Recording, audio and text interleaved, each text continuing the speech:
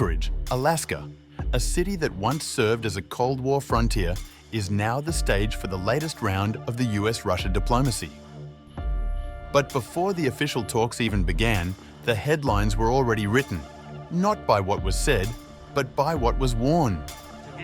Russian Foreign Minister Sergei Lavrov arrived in Anchorage ahead of a high-stakes summit with US officials, sporting a black sweatshirt with a striking inscription, SSSR, the Cyrillic abbreviation for the USSR. The moment, captured by Izvestia and shared across social media, drew quick attention. Lavrov, in a brief comment to the outlet, quipped, "I've been here before." According to European Pravda, the jumper is made by Russian clothing brand SelSovet, which trades on Soviet nostalgia. The model Lavrov wore retails for about $137 on the company's website. The symbolism wasn't lost on observers.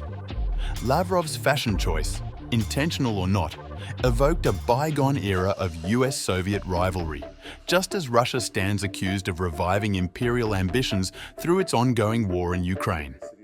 We never anticipate ahead of time. We know that we have arguments and we have clear position. We will explain it. A lot has already been done during the visits of the special envoy of the US President, Stephen Witkoff. The President, Vladimir Putin of Russia, told about this.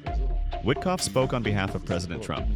I hope that we will continue this very useful conversation tomorrow. Referencing the recent visit of the US Special Envoy Steve Witkoff, the Russian foreign minister called it a useful conversation. Now, hopes rest on the August 15th summit to make diplomatic headway.